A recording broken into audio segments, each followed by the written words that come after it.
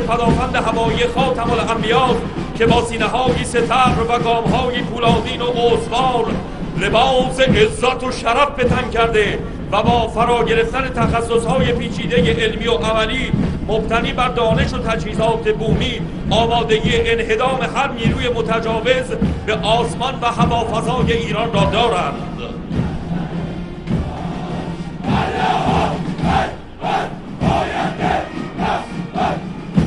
دانشجویان دانشگاه پدافند هوایی خاتم الانبیا میراثداران حماسه انهدام بیش از 700 فروند پرنده آخرین بال خصم دون در دوران دفاع مقدسند.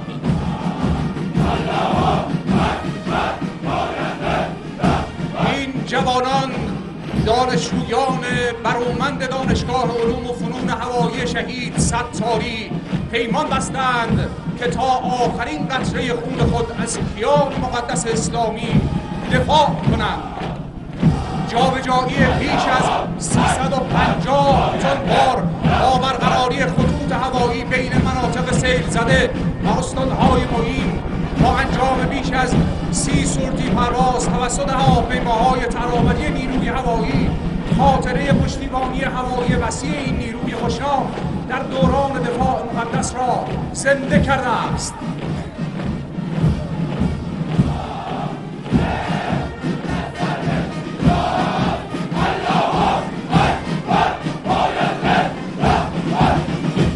در دفتر تاریخ این سرزمین نام مرکز آموزش‌های هوایی شهید خضرایی با نام انقلاب گره خورده است و این جوانانی از نسل انقلابند که آماده‌اند تا در رام دوم انقلاب نقش آفرینی کنند.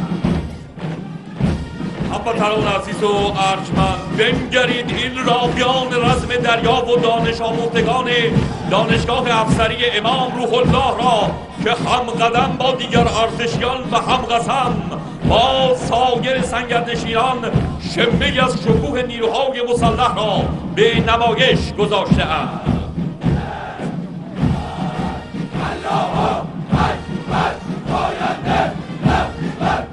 و این رژه اقتدار مرکز آموزش درجه‌داری رشت نیروی دریایی راهبردی ارتش ظفرمند جمهوری اسلامی ایران است و تا لحظات دیگر شاهد عبور بسیج کوی‌های سازمانی ارتش جمهوری اسلامی ایران از مقابل کلام الله مجید و جایگاه خواهید بود که با شعارهای دشمن شکن خود اقتدار خود را به رخ جهانیان می‌کشند.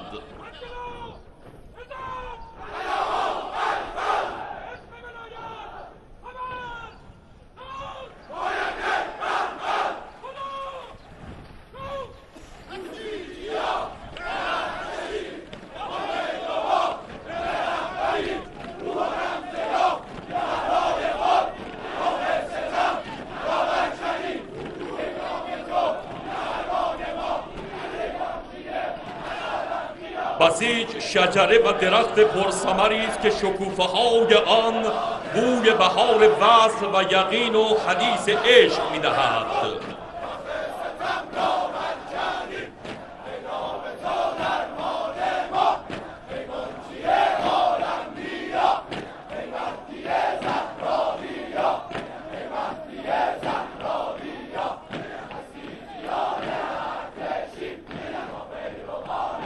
و این رژه بسیج کوی سازمانی ولایت نیروی زمینی ارتش جمهوری اسلامی ایران است، پایگاه مقاومت بسیج شهید سلامت بخش.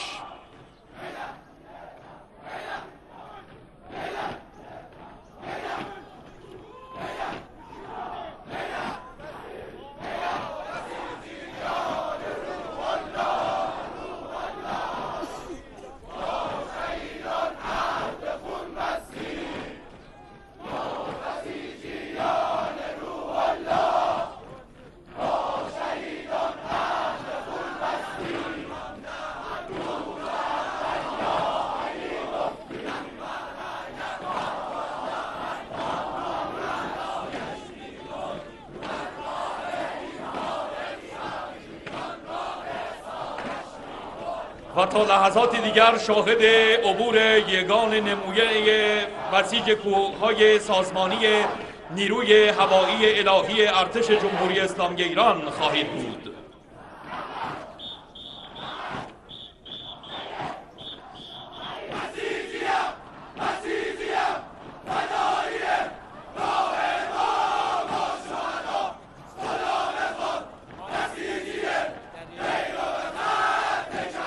همزمان با رژه نیروهای بسیجی، رژه اقتدار یگانهای نمونه دریایی ارتش جمهوری اسلامی ایران در بندر عباس، خلیج فارس، تنگه راهبردی هرمز و سواحل مکران در حال برگزاری است.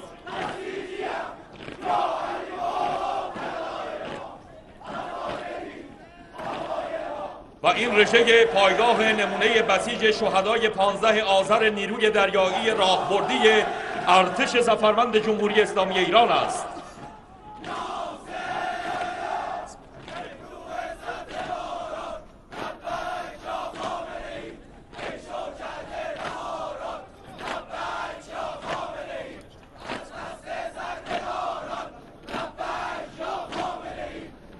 اینان فرزندان بسیجی جان برکف رزمندگان 8 سال دفاع مقدس ارتش جمهوری اسلامی ایران و ولایت مدار ایران هستند که پیرو راه پدران رزمنده خود بوده و با الگوپذیری سرباز نمونه اسلام شهید سپهبد سیاد شیرازی، رهروان صدیق شهدا و رزمندگان دوران دفاع مقدسند.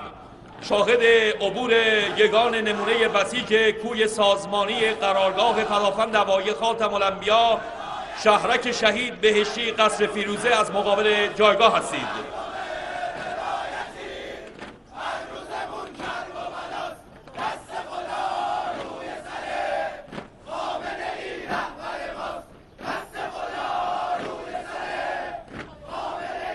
همه باید بدانند که در دوران دفاع مقدس چه معجزات عظیمی از حضور مؤمنانه و پرتلاش نیروهای بسیجی در صحنه‌های جنگ اتفاق افتاد. این را باید همه بدانند.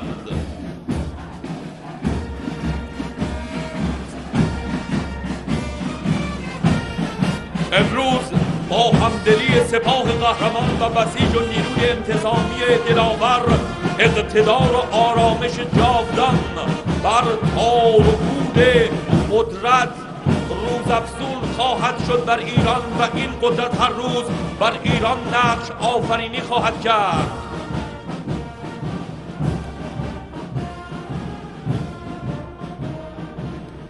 و تا لحظات دیگر شاهد عبور یگان محمول بسیج قرارگاه پدافند هوایی خاتم الانبیاء ارتش ظفرمند جمهوری اسلامی ایران از مقابل جایگاه خواهید بود.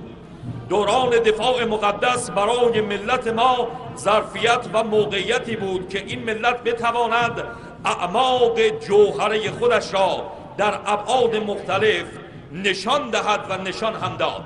همزمان با حضور نیروهای ارتش ظفرمند جمهوری اسلامی ایران در کنار مسجد شریف جمهوری اسلامی ایران، یگانهای سطحی و زیر سطحی نیروی دریایی راهبردی ارتش هم در سواحل مکران، خلیج همیشه فارس و تنگه راهبردی هرمز در حال خلق حماسه و شور و شعور حسینی هستند.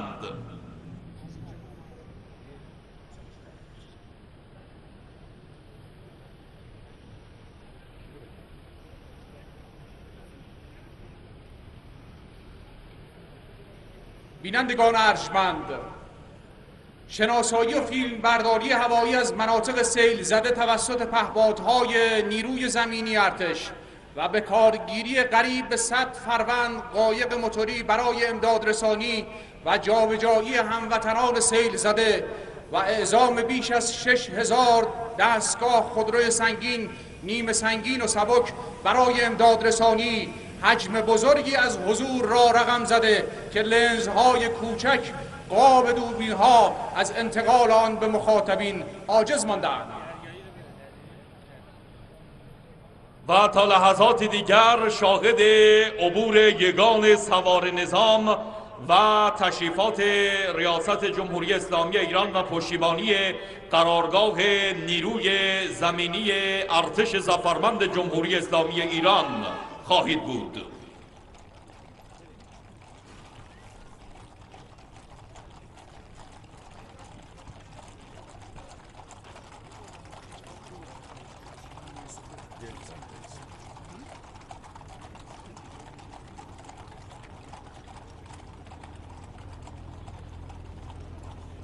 با این رژه یگان محمول دژبان ارتش جمهوری اسلامی ایران است که در مراسمات خاص و از جمله انجام تشریفات مراسمات ریاست جمهوری نقش بی‌بدیل خود را همواره ایفا می‌کنند.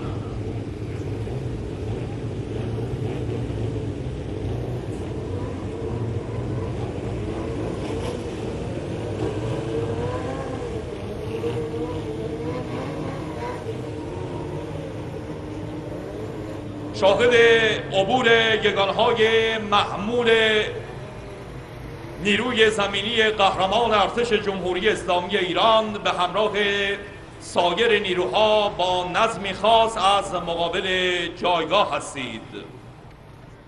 قدرت، تحرک و جابجایی برای یگانهای نظامی وجود داشته باشد. خودروهای تاکتیکی خوبی ساخته اید. این کار خوبی است.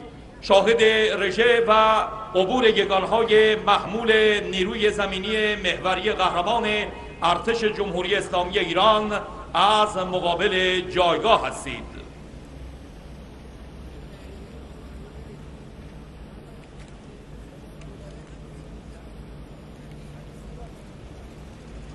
چهل دستگاه جیپ سفیر به نشانه 40 سال اقتدار و آزادگی با حضور نیروهای سگانه و قرارگاه پدافند هوایی خاتم الانبیاء ارتش جمهوری اسلامی ایران از مقابل جایگاه عبور می‌کنند.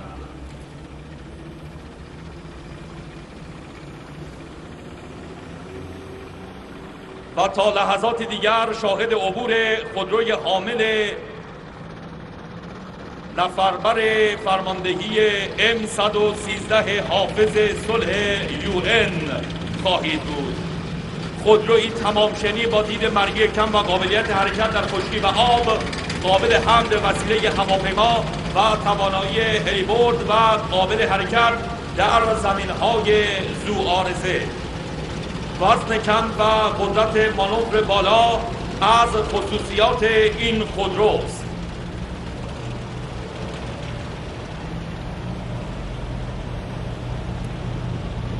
نفربر TR82 خودروی حامل نفربر حیدر 5،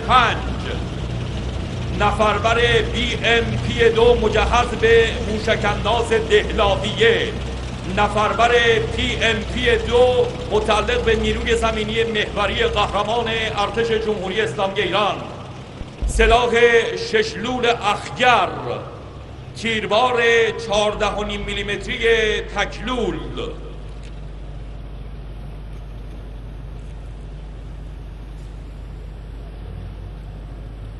ربات مسلح بدون سرنشین کنترل از راه دور نظیر، سامانه انتشار دود چند پارامتری، لانچر موشک‌انداز اتوماسیون شده سهند 2 موسوم به سهیل 2،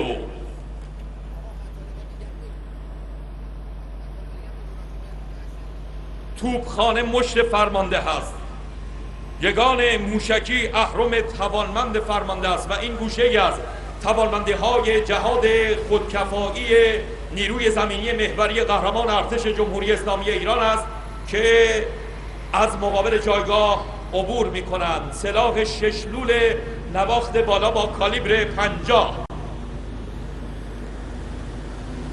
کیام تانک اصلی میدان نبرد، تانک ذوالفقار،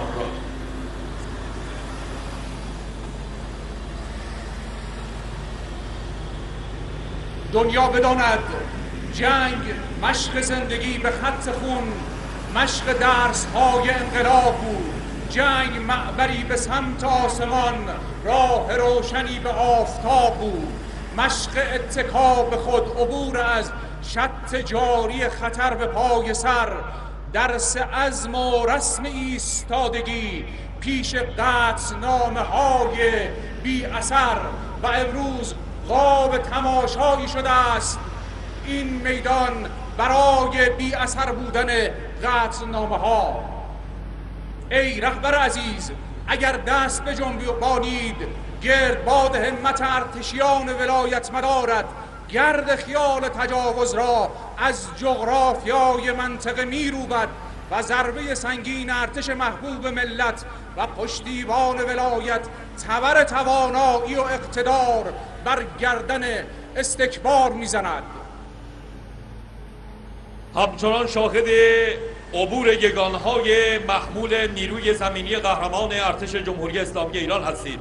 توپ 130 میلیمتری کششی، خودروی تاکتیکی توپکش کیان، اینها گوشه از توانمندی‌های جهاد خودکفایی و مردان نیروی زمینی محوری قهرمان ارتش جمهوری اسلامی ایران است.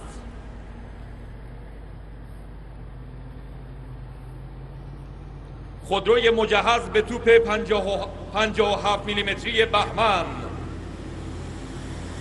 خودروی کراز، توپ 155 میلیمتری خودکششی برای اجرای آتش‌های پشتیبانی، خودروی حامل توپ 175 میلیمتری خودکششی متحرک و شنیدار، خودروی حامل توپ 203 میلیمتری خودکششی متحرک شنیدار، توپ شلیکا، پدافند هوایی خود متحرک، راکت انداز برد کوتاه فجر 5،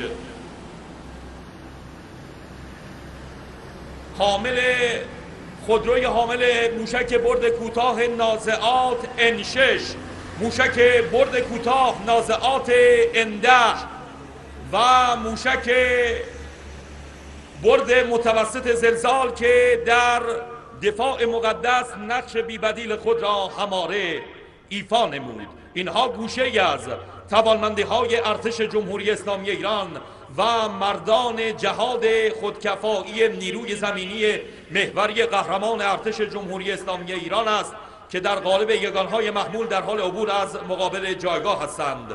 شیلتر مخابراتی برقرار ارتباط 8 لایه به صورت صوت و تصویر، خودروی حامل تجهیزات ارتباطی صوتی و تصویری، خودروی حامل سامانه آفاق جهتیاب امواج رادیویی دشمن، خودروی حامل سامانه جمر ایجاد اختلال در ارتباطات دشمن،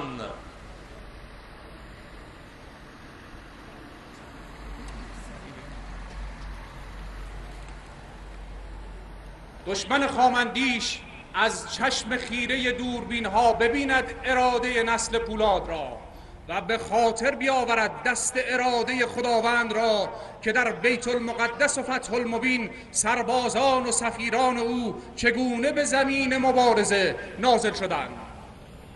پدافند هوایی امروز خط مقدم دفاع از کشور است. شاهد عبور سامانه S-300 و یگان محمول قرارگاه پدافند هوایی خاتم الانبیا از مقابل جایگاه هستید. سامانه موشکی S-300 یکی از بهترین و پیشرفته ترین و مرگبارترین سیستم های ضد هوایی حال حاضر جهان است. سلاحی پیشرفته و کاملا دفاعی برای محافظت از مکانهای مهم در برابر حملات هوایی.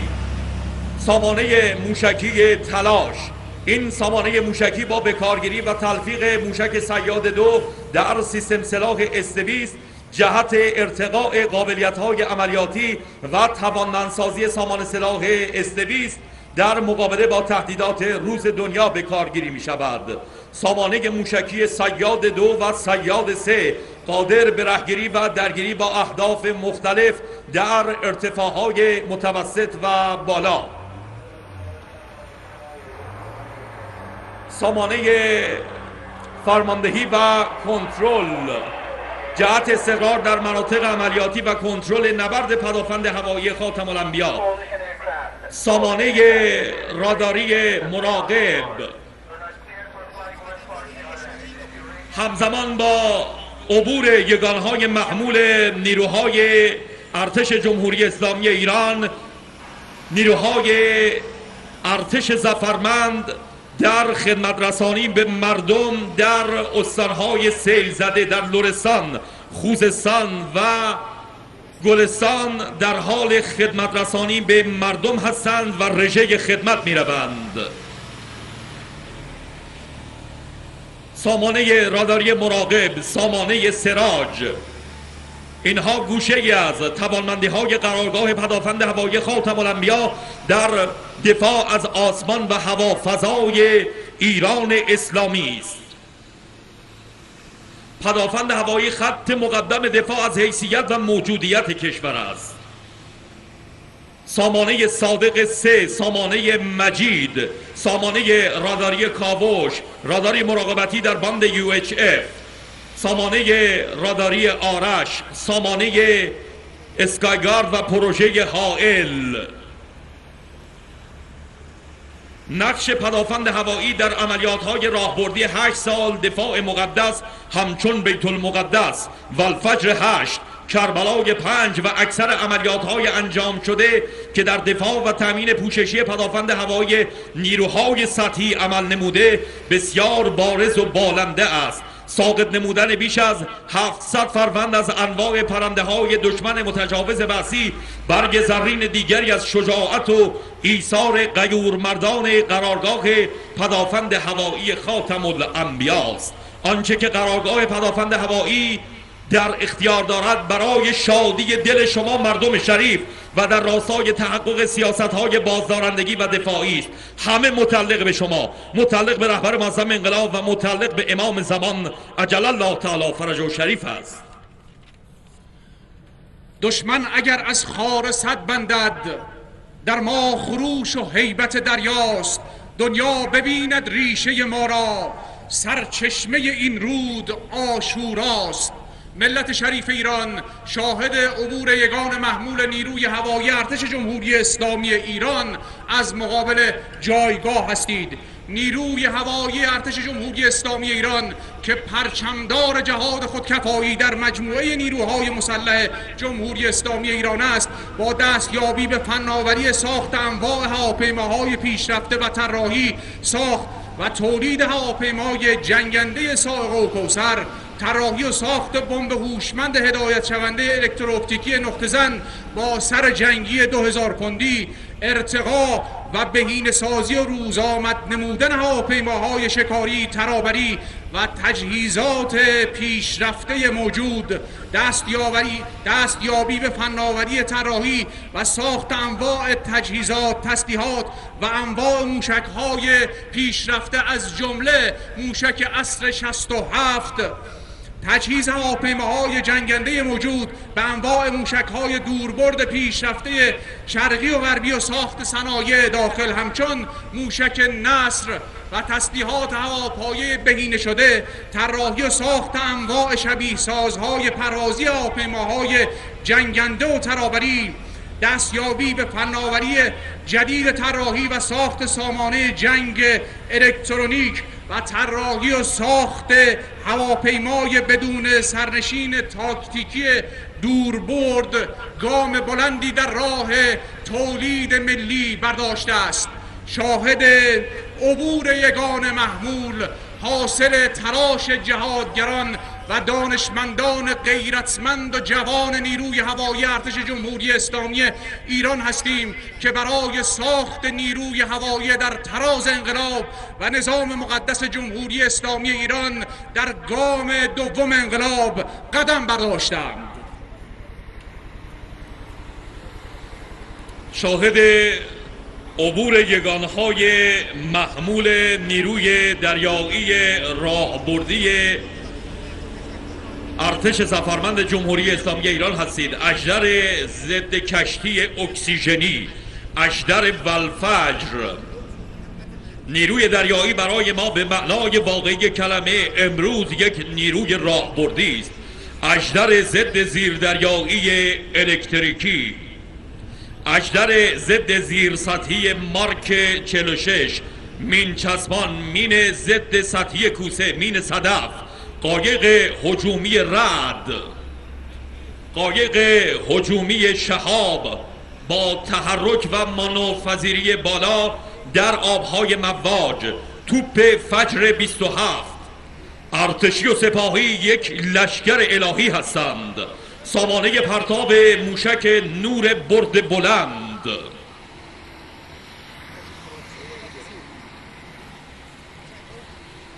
بینندگان ارجمند، جا دارد در پایان این مراسم شکوهمند از لطف همواره مردم به فرزندان خود در ارتش، در روزهایی که بر این ملت گذشت، در حادثه سیل که لبخندهای خود را دریغ نکردند، حمایت و پشتیبانی خود را دریغ نکردند، قدردانی بکنیم.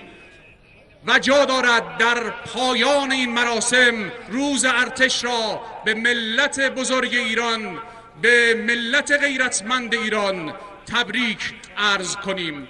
تا سلام و ثنای دیگر همه شما را به خدای بزرگ